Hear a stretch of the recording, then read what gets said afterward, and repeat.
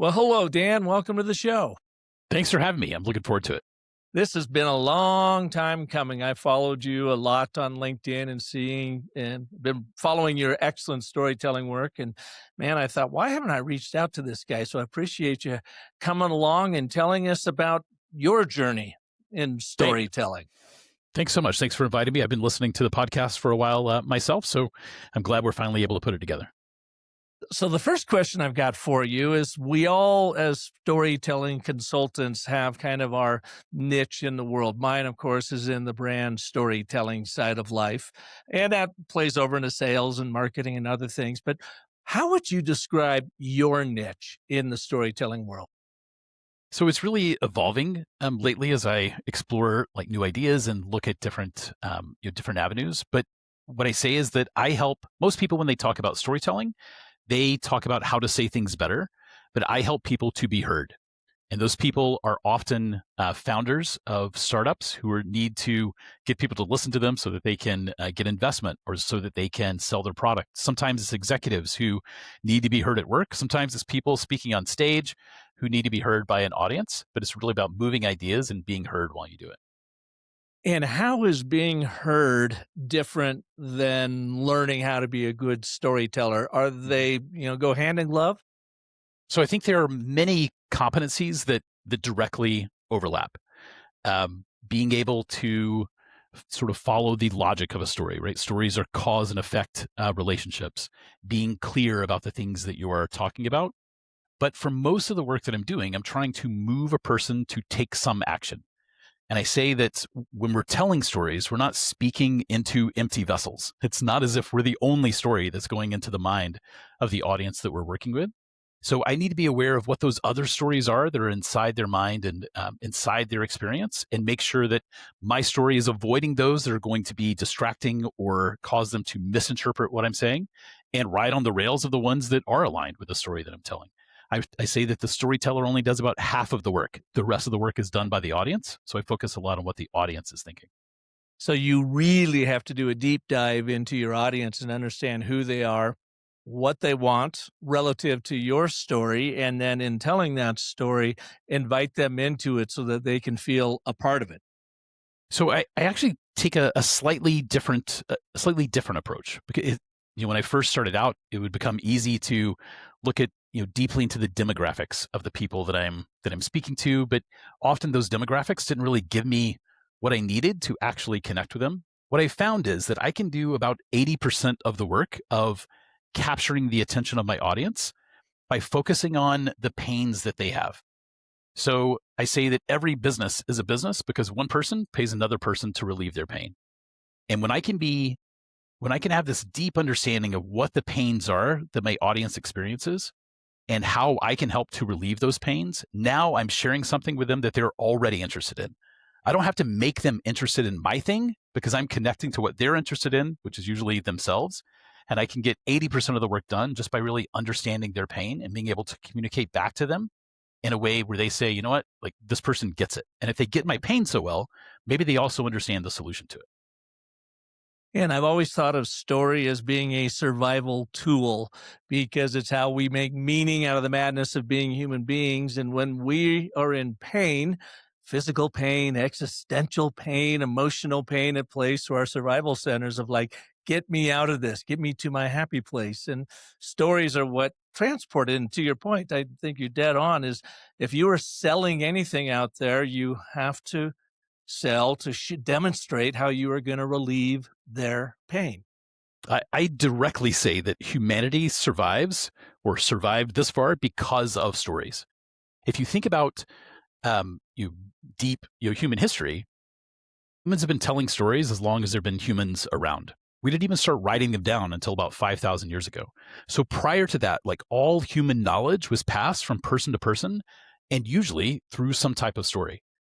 And our brains, haven't changed that much over the past, 100,000, 5,000 years or so. So if we can go back and communicate to people on this very visceral level about the things that they are already concerned about, our message just rides along with the wiring that already exists there. But it takes work to really refine that message down and to get the story so clear that it can't be missed.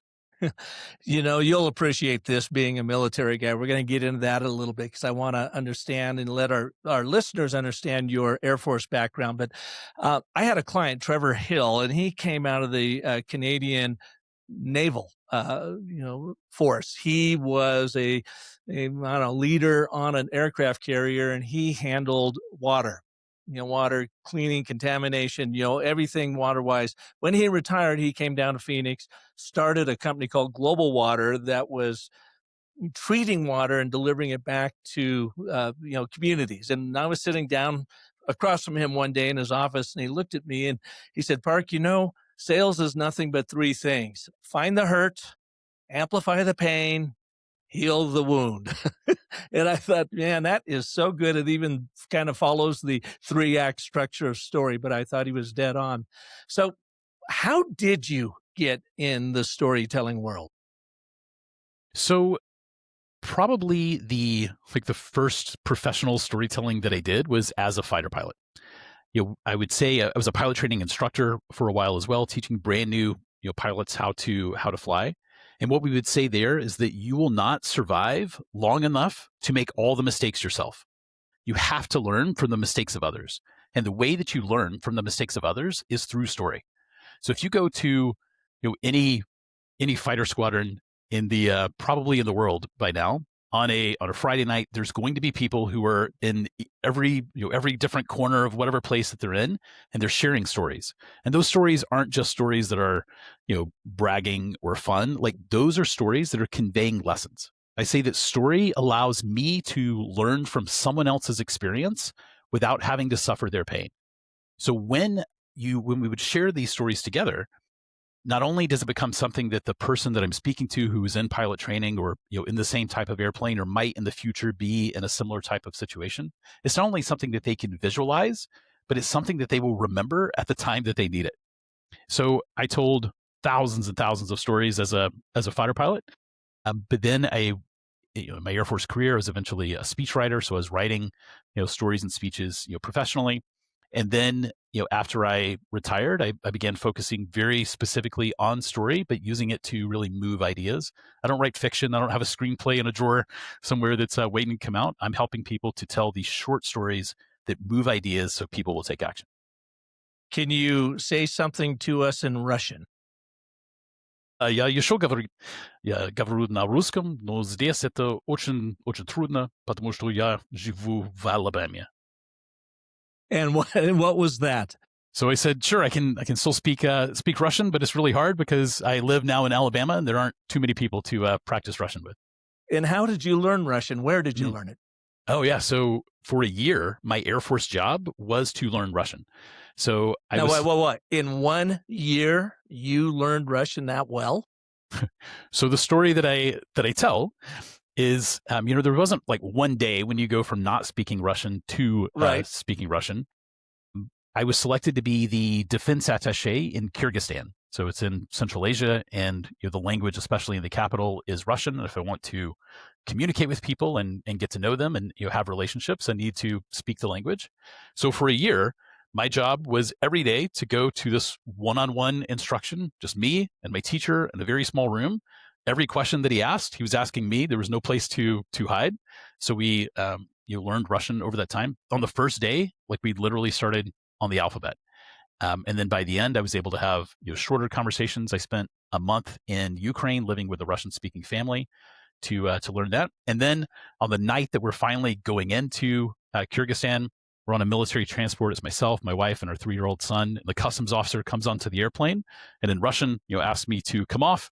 So I come off the airplane and we do all the customs work. And then he finally stamps my entry into the country, and I had done it all in Russian. And it was at that moment that I said, you know what, I probably speak enough Russian that I can do okay here. And then after that, every day is a learning experience. Well, that is awesome. I mean, you obviously a quick study. Going back to when you were training fighter pilots, my father-in-law flew fighters. He flew 52 sorties over Europe in World War II. Then when the F-86 Sabre came out, the first real fighter jet, I guess, he was flying that, and he was one of the founding members of the Sky Blazers, which was the first aerobatic team for the Air Force, the predecessors to the Thunderbirds. He flew and taught in Korea, Vietnam, and he actually won the first American to win the French Flying Cross for teaching the Frenchmen how to fly. And he had all kinds of stories. And I would sit down and go over to their home when we first got married, and he with his fighter pilot buddies were there. And these are some guys, back from World War II. Mm-hmm.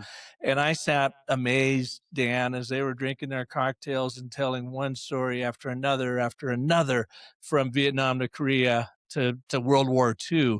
And I thought these guys are just natural storytellers. But then again, they've lived this remarkable life of survival. And I think that wells the storyteller up in them. So that's my long way to ask you this question. When you were training and you were using story, did you realize what you were doing, or was it just an intuitive storyteller in you that was, doing this training, and then later after you started studying story structure and whatever, and go, wow, there's actually a science to this? So first, like, what a privilege to be able to sit with those those veterans and those heroes and hear their stories. But no, I didn't realize necessarily that, oh, I'm telling stories, right? That I'm being a storyteller.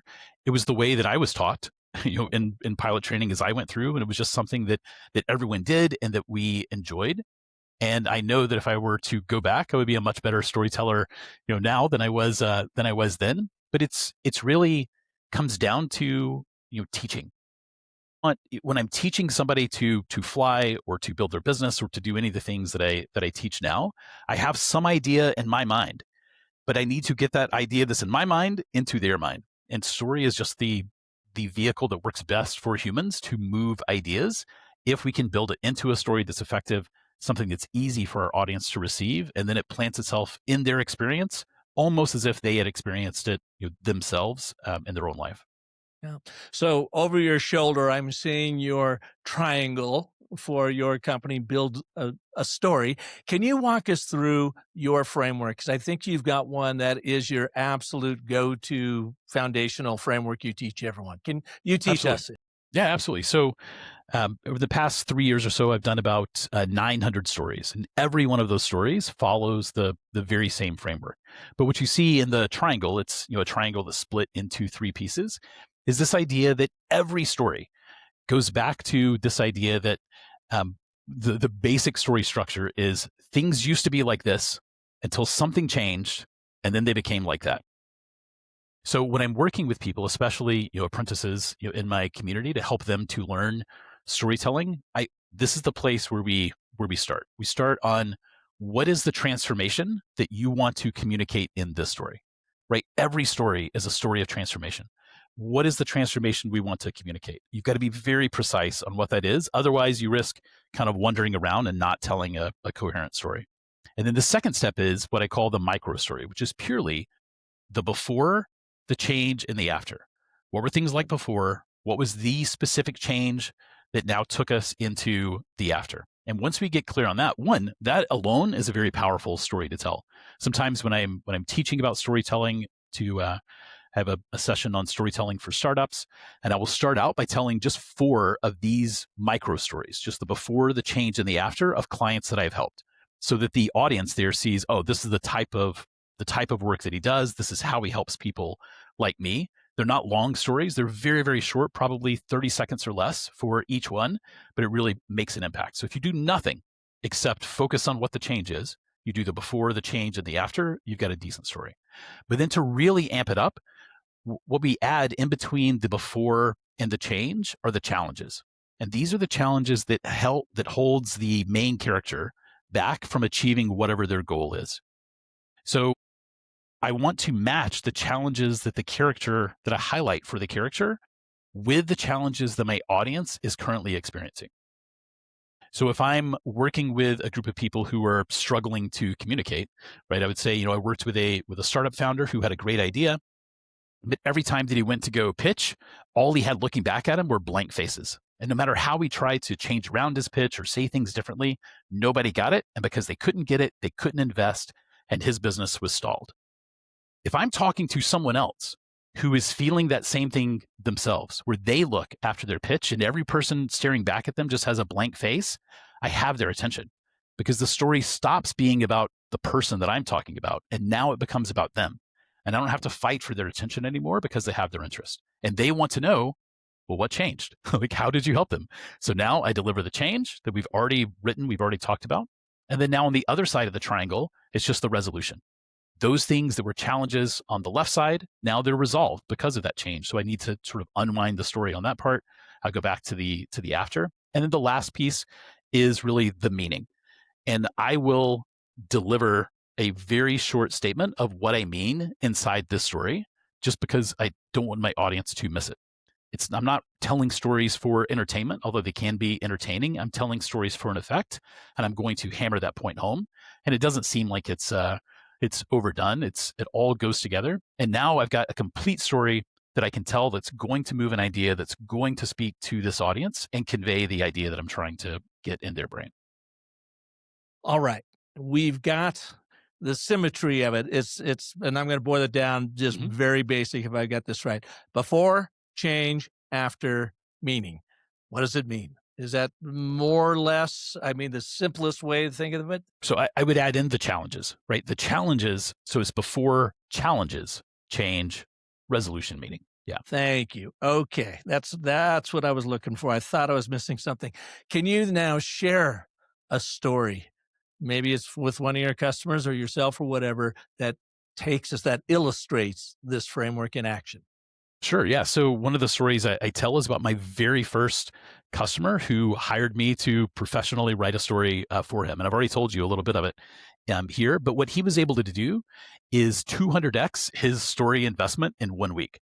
So Drew was his name, and he was a very early startup founder who had an idea that would help to improve hiring in the tech space. He wanted to create this company that allowed people who had tech skills to be hired for their tech skills, even if they didn't have the degree that you officially said that they had them. And I had talked to Drew many times in some other capacities about his business, but honestly, I had a really hard time understanding exactly what his business was. And he had exactly the problem I said earlier. He would end his pitch and everybody looking at the table or everybody at the table looking at him would have the blank look on their face. And their first question was, so what are you doing? Like, what is your business? And we've all been there, I hate to say. Well, no, it is. There's nothing worse for a founder to think that you've delivered something great and nobody gets it. And he would stare at these blank faces, and he tried things about changing around his pitch a little bit. He tried saying things in different ways. It turned out, as I talked to him more, that he had ADHD. He also had some traumatic brain injuries from playing Division I sports as well, and that made it a little bit more difficult for him to communicate. So he attended one of my storytelling workshops, one of the very first ones that I had delivered. And at the end, he said, "Well, Dan, can I just hire you to write my story for me?" I said, "Yeah, I can do that." He said, "How much would you charge?" And I said, $50. He said, "Okay, let's do it." So I met with him for about an hour. And now, because I knew that I was writing a story, I started asking different questions. And I started drilling down in different areas to really rebuild that structure that I just described through those questions. And at the end, I was able to give him back a story. And he's like, "Yeah, that's exactly what I've been trying to say." Well, a week later, he sends me a text and says that he used that story in a pitch for the first time. And not only did people get it, he also got the biggest check that he had ever received. So in 1 week, he had taken his $50 investment and turned it into $10,000. And at that point, I knew two things. One is I need to raise my prices. But two, if I could create this repeatable way to do the same thing, I could help founders and anyone else who had this complex idea to unlock the minds of the people that they're trying to speak to and to convey that idea to them. And that's what I've done with hundreds of people since then, moving ideas by telling stories. And can you tell us the story he used based on your structure? What was his before? What was the challenge? What was the change and what was the after? Yeah, I mean, so generally, I don't like telling other people's stories, but generally, like where he came to was, he grew up in an area and he was interested in tech, and he learned tech skills, but he didn't get a degree. in the tech that he was working on. So he didn't have a certificate from MIT or a diploma from MIT saying that he knew what he was talking about. He was self-taught. And eventually, those traumatic brain injuries caused him to have to drop out of the university where he was. So now he found himself with these tech skills, but without a degree, and he couldn't get a job. And it turned out that his dad was able to make an introduction for him to someone else. So he got an internship and he proved himself in the internship and he was able to grow. But he said, it really came down to just the luck of who my dad was. It had nothing to do initially with me and my skill. And he said, I look at people every day when I'm walking home who have the potential to have these skills, but they don't have the resources to attend, the universities that are the big names. So he wanted to find a way that they could get their still get a job and still be able to demonstrate their skills. So then that story really, for the people that he was talking to, for the investors, they could see like what the need was for this, why there would be some demand, why people would want to participate in this, both on the tech technician side as well as on the business side. And now finally the investors could see, all right, I understand what this business is, and now they could move to making a decision about whether they wanted to support it. So it'd be something along the line is the before is you've got a brilliant mind on you and have these technological tech skills, but you don't have the funding, the money to go to the big programs you need to get attention. Therefore, I am creating his offering was such to be able to educate these people up and then make them available to the world out there. So they were a little bit like the island of misfit toys, their brain, and not that they're misfits, they're No, no, brilliant. no. They're Yes. brilliant misfits, but Yes. they don't fit into society in the way we expect it. And so his business was to help them fit in so that we could all benefit from their brilliance as they could build their careers. So generally, yes. The way that I would tell the story though is always going to be not using you language, but it's using either me language, I, me, or my language, or in this case, I'm telling you the story of helping Drew. So I would talk about Drew and him. But here's why: because many times the stories that I'm helping people to create, they're using to sell. They're using to sell on a one-to-one conversation. They're using it in their social media to create posts that bring people in. They use it on their websites. Maybe they'll make videos or they're speaking from the stage. And when we use you language, if you were telling me what I believe or where I struggle, instantly, and this might just be me, but my defenses come up. Like, what do you know about me? Like, what are you trying to do? Are you trying to manipulate me into believing something? Are you trying to talk me into a thing? So instead, by taking the direct focus off of my audience, I allow them to relax. Because this isn't a story where I'm trying to like overtly tell you what you think or even to agitate the pain that you have. I'm talking about this other person. Maybe the other person is me. Maybe it's this other person over there. And now in their imagination, though, in my audience's imagination, the things that they see are things from their own world. They imagine their own street. They imagine the last time that they gave a pitch in that conference room. They imagine their own pain that they are experiencing. So now it allows me to bypass those shields that people put up, so I can really communicate with them in a way that is not going to be likely to be distracted by something else, so they can receive the idea. And my goal is to give them the information they need to be able to make a decision. It's the same tools that con men would use for nefarious purposes, but I'm helping good people to use it for good purposes. And so as you're telling that story, even though you're not using the pronoun shift, which I do like to use, the you, I want to really be able to understand them and saying, can we agree that we all want this and it's important because of this, but we don't have it because of this major challenge. Therefore, we need to make this change to get it. And here's what it all means in the long run. When you were telling your story about we, and here's what we're trying to do out there, would you agree that you've got to tell it though from the point of view of your audience?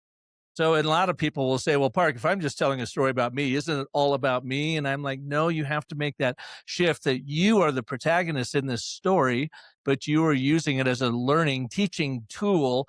And they have to be able to transport themselves into your world and say, wow, you're just like me because I had something like that happen to me or whatever. So I think we're very, very close. So I In order for a story to be effective, the audience has to be able to relate to it. So I am absolutely going to tell a story in a way that my audience can find themselves inside of it. So I think about the stories that you heard about the fighter pilots from before, and the stories that they were sharing, with each other. I would imagine that, if you weren't in the room, the stories would be a little bit different, because they can speak maybe more precisely about places that, they all knew. They can speak precisely about the aircraft that they were in. They can speak precisely using fighter pilot language about how they were pulling up on the guy's six and they're getting ready to hammer down. And they're using this different language that might not resonate with you.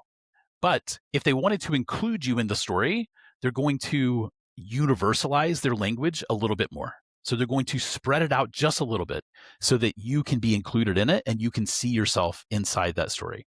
And that's what I'm looking to do. And my goal is, just like you said, my goal is that when I'm telling the story the right way, I know that it's working when my audience says, oh, that sounds like me. And now when it sounds like them, the story stops being about me.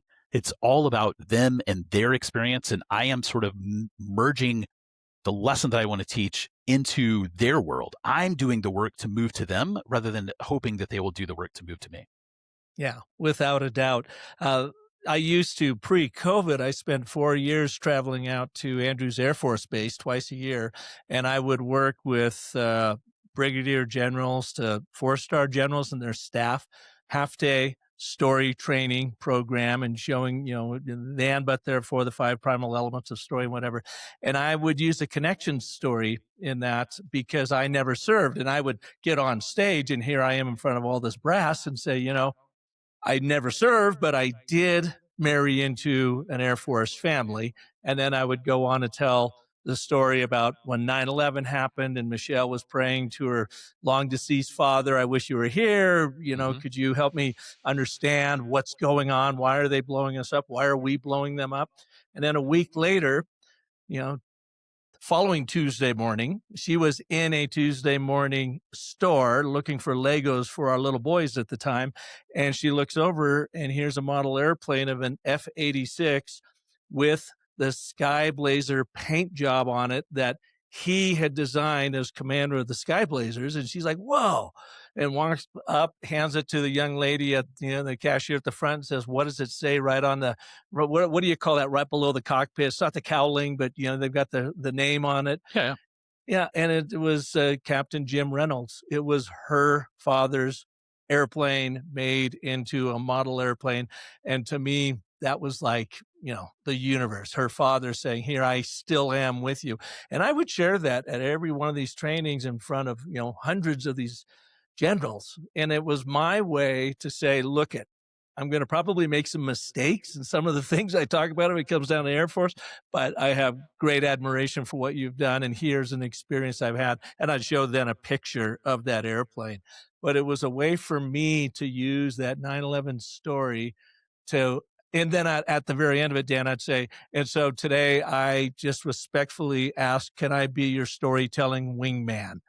And then they would all laugh and clap and whatever, and away we would go. But that connection story was so powerful from my wife's point of view, told by me, but really to connect with those Air Force leaders. Yeah, and that's the type of story that reveals what is valuable to you, right? You reveal your values of family. You reveal your values of of patriotism of America and of grief that everyone that was around at 9/11 experienced. You get to share these pieces of you that you would not be able to share if you just put up a slide of like, here's who I am and here's the cool things that I've done in my life. Yeah, in that connection story. What are some things that our listeners can do right now following your framework without you in the room of just like, give them a little bit of guidance that they could start capturing a story? Yeah. For capturing a story. Or, well, anything. Yeah, that's great. Yeah. No, that's great. No. So, so in my apprenticeship, one of the challenges that people have when they join is like, oh, I don't think I have any stories to tell. So I try to have lots of different techniques to get them to see the stories that they have. But if we go back to the key principle that I believe in all the storytelling that I do, is that every story is a story of change. Every story is about change. And the more precise I can be about the moment of change, the more impactful my story will be. So, what I challenge people to do is to think about their lives and think about those times when things changed. And one way to do that is to think about, like, why do you live in the place where you live now? And there's this whole series of changes in your life that happened to put you precisely in that home and to put me, into the place where I live here. Go back and find those moments of change. What are those moments when you could have done this, but instead you decided to do that, or you used to do this and now you do that thing? So you can start out with easy things about where you live, or the job that you have, or the profession that you have. You can start going a little bit deeper into, why do I believe this? Why do I believe this thing? And find those stories that illustrate those ideas. And when you start doing it, I tell people to set your goal of having 10, because if you do 10, you're going to then find 100 because every one of those is going to branch off to somewhere else. And I've even, like, for myself, I've made this big, like, story map of all these moments of change in my life. So now when I am in a place where I'm teaching or I'm speaking somewhere and I need a story, I think about, what is the message that I want to convey? And then I go look at my giant story map of, which of these will help me to convey that message. And I don't have to just, spend days kind of racking my brain for, what's a great story to tell. Hmm. I love that idea about a story map. I think of it as a story bank. You bank all these stories. I've got 60 or 70 of them in our Genie right now. But when you're talking about story map, I just picture it as being much more visual. Oh, It there is. was this, and then that, and then that. And so you can go in and pull from it. Absolutely. And some of those stories I will probably never tell, but they're important stories for me to recognize, right? For me to see that this was an important moment in my life where things used to be like this until this moment. And then after that, things became like this. And it's just so much easier for me to find stories to tell when I have them sort of in this, it's kind of this chronological, but also clustered way to be able to see them. Dan, I had an interesting experience working with a very, very sharp sales team, a medical device sales team in Chicago, 60 some sales professionals. And I was training them, and I got feedback from the person that brought me in and said, people are really freaked out about story and storytelling. They just, like you said, feel like they don't have any stories to tell. And these are very confident salespeople. And that was kind of an aha moment for me. And I told him, I said, okay, let's not even think of story or storytelling. I want you to start thinking about scenes, just like what you're talking Okay. about. Take me to a moment in time when things changed and what that meant to you. And then, like you said, and I love that idea, go and find 10 of these moments. And to me, I did a TEDx talk on this about stop looking for your story and start finding your scenes. Knit those scenes together and your story's going to find you. Essentially, that's what you're talking about. Yes. So typically the stories that I create for people are about 3-minute stories, and they're about 3 minutes. Also based on Robert McKee's work in Story, where he talks about how most scenes, in movies or TV shows are about 2.5 to 3 minutes long. And what we're actually delivering in each of these stories that I write is a scene in this larger life story or this larger narrative that we might be conveying. But still, the principles of story apply to each of those scenes, right? Every scene in a movie needs to have something that changes, something that advances the story. You still have this before, you still have this change, and you still have this after. So we're just thinking about what those are, and we're really concentrating on how to deliver that in a very easy to understand way. And then if you want to tell bigger stories, and I've told and recorded longer stories, but it's really made up of all these individual scenes that are stacked together to get to this big overall change that can convey this larger meaning that I'm trying to deliver. Yeah, I never realized that in watching movies, and I love them, that each scene had its own story dynamic in that. And I went to Robert McKee's story conference over in, the Sheridan LAX way back when. And that's where he explained that. And I'm going, oh, that totally makes sense to advance the story.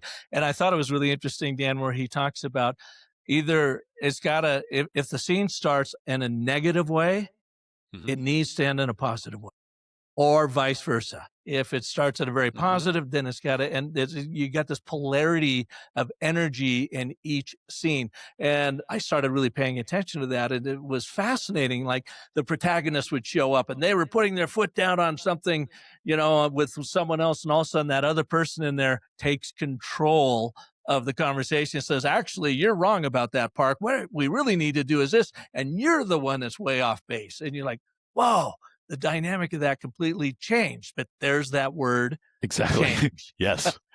100%, right? Getting clear on what is the change that I want to communicate is really, I think, the core to selecting the story that you tell and then to building a story that actually works. A long time ago, a guy told me, and he had heard it from someone else. So I don't even know who to give credit to, but he said the four parts of story as he heard them, and I always loved this, was once upon a time, suddenly, luckily, happily ever after. And Yeah. I thought that was kind of cool. So yeah, I mean, there's lots that we can take. I talk about how I do real life storytelling, right? And there's lots of lessons that we can take from the stories that we heard as kids, from movies, from TV shows, and from novels. But I think there are some important differences when you're telling stories in real life, because when we go to a movie, the audience there is what I say is story ready. Like they sit down, the lights are low, they silence their phone, they are sitting there, they've set aside 2 hours and they bring me story. And now they are completely invested in what's being delivered to them. But most of the time when I'm telling a story, my audience doesn't know that they're about to receive one. So they are always on the verge of distraction. They always have something else that's going on. So I need to, rather than expecting them to silence their world to receive my story, I have to work a little bit harder to be able to let them know that if they give me their attention, I'm going to take them somewhere that is worthwhile for them. And that is, I think, the real difference between the movie and television and entertainment storytelling and then what I call real life storytelling. God, that's such a great point. I've never heard it articulated that way before, but you're absolutely right. We go to a movie, we sit down and watch something, at night. We are preparing, entertain me. I'm moving into story world, but in the business world, they're often la la land, thinking about a lot of other things. You've got to get their attention.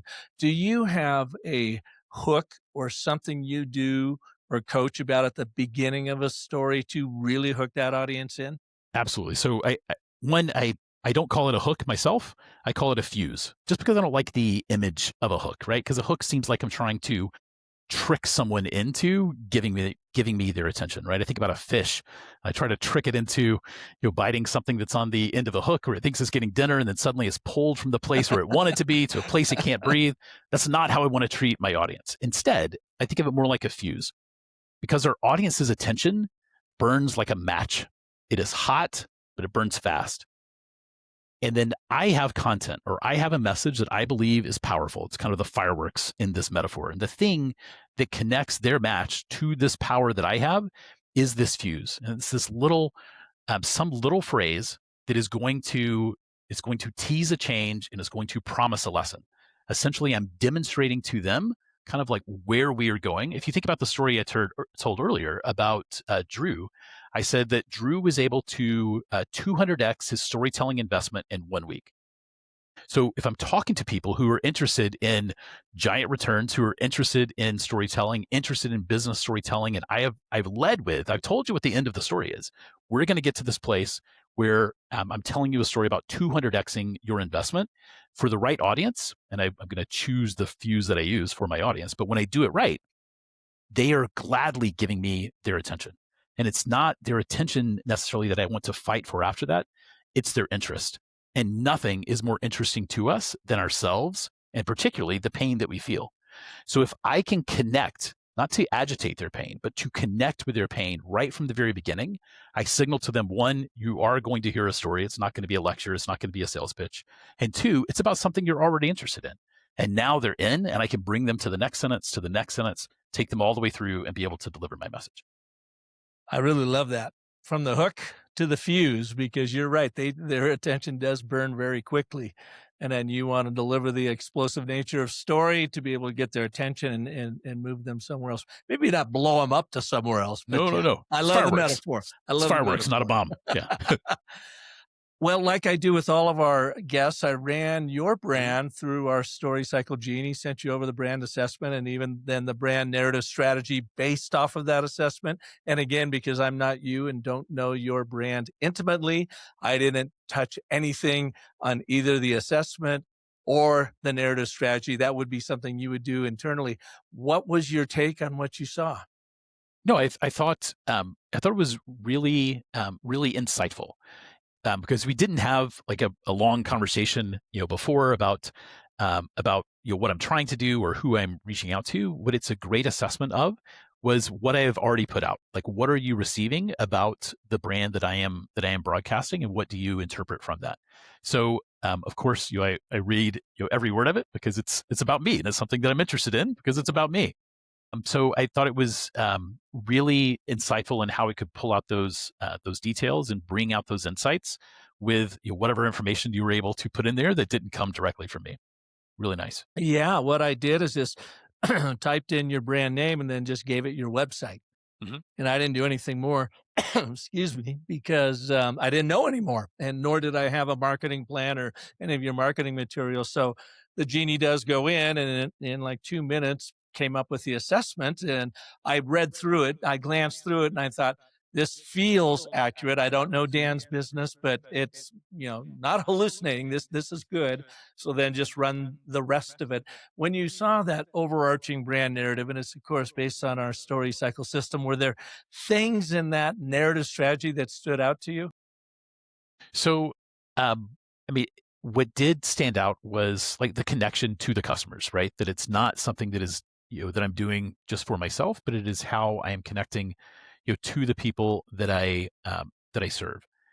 And I think that is a place I work with tons of founders, and that's something they often sort of overlook in their own communication because they're so focused on themselves and what they are doing. But if I want to connect with people, I've got to show up where they are and show them why understanding me or working with me or taking part in the transformation that I can help them to achieve is really worthwhile. And it came up with your brand position statement. I'm just again curious of how on the nose or not is this. And it said, build the story is the only strategic brand storytelling consultancy that combines systematic methodology with leadership level consultation to transform business narratives into measurable competitive advantages. Yeah, I think that's a great statement. Like, I haven't said it directly that way, but 100%, right? The competitive advantages that we're looking for are things like um, the authenticity, right? The trust that we are trying to build, the clarity that we're trying to use to connect with our audience. I think it was a great restatement of sort of the things that I have in mind, but not in a way that I've said it myself. I'll also say that my website, I built it, a few years ago, and I haven't updated it so much because it is not my main channel for how I am broadcasting. But it was great insight into what people are receiving if they don't know me from LinkedIn, if they don't know me from my Substack, if they've never heard me somewhere, and all they do is go to the website and how I am influencing people there. Yeah. And after talking with you more now, learning more about you, where it is talking about a brand storytelling consultancy, is that accurate? Or would you be more about a startup founder storytelling consultancy to get even more specific to your audience? So I'm sort of in this period of transformation myself, even right now, right? Because I've told hundreds of stories that have helped founders to raise millions of dollars to sell millions of dollars worth of product. But I also believe that there's this deeper power of story that goes into like how we see ourselves and how we understand who we are, and it's this connection between people. And this is sort of the place that I think all people who think deeply about story end up. Joseph Campbell ends up there, um, really in how these stories are influencing our thinking and who we are. So I'm sort of in this place where I'm looking for other ways to use story to help to move ideas and help move people to decision making. A key part of that right now is with founders because founders have these ideas and they can't move unless somebody else understands their idea, sees why it's valuable, and sees how to connect with it. So that's just a place that is close to my heart. I love working with entrepreneurs, but also we can see like fast results. You go from the blank looks to, oh, tell me more about that. And that alone is incredibly valuable for founders and incredibly rewarding for me. You light the fuse. 100%, right? You light the fuse, you deliver on the promise that you've said there, and now people say, he gets me, she gets me. They understand what I'm going through, and they understand it so well, then they probably also have the solution to it. Yeah. Well, this has been awesome, Dan. Where can people learn more about you? So probably the best place is right on LinkedIn. So I'm Dan Manning there. You'll see a picture of me in my Build a Story shirt with the triangle on it. I post about storytelling, I post about business building, and I'm posting a lot more about AI. And it really not so much about how AI works, but how we can work with AI to make better decisions, to build better businesses and move faster, but still while keeping our humanity. Yeah. I was laughing. I think artificial intelligence is like the worst brand name you could ever come up with the most innovative technology we've ever designed. So I like to reframe it as artful intelligence, because when you use it right, it actually can amplify you as a storyteller, as an artist, as a content creator, whatever. It doesn't have to replace you. Embrace it, and it can really make you. As someone asked me, how is storytelling evolving? I go, it's not. The structures are relatively the same. It's the storyteller that is Mhm. evolving with what technology is coming our way. And I just think everyone should be embracing it in one way, shape, or form, or at least understanding it, because it's here and it is, literally talking about change, revolutionizing, evolutionizing how we all do business and how we live life. And so quickly too. Yeah. It's moving so fast. One last thing. Thank you Yeah. so much for sending me your new book. Quickly tell our audience about it and that they can get a free copy, and where should we send them to get a free copy from you? Yeah, 100%. So I do a lot of working with people on their pitches, and I'm often like a guest reviewer for pitches, and I've done that for hundreds and hundreds of people. So I took all those things that I find myself saying over and over again and put them all into one very condensed book, which is the Story Stage Startup Guide to pitching your startup. Actually, let me say the right thing. It's actually the Story Stage Founder's Guide to Startup Pitching. There we go. And then, yeah, so this boils down all those lessons into one like very easy to apply method. And if you just go to buildthestory.com, I'll put a link up there for the Business of Story podcast. And anybody that gives me their physical address, I'll mail them a copy of it. I've sent out more than 100 of these all over the world. There's no obligation. I just want to put the book in the hands of the people that need it so they can build their dreams. Well, I got mine last week, and I appreciate that, Dan. And thank you so much for joining us today. This has been a real pleasure. Thanks for having me. I really appreciate it.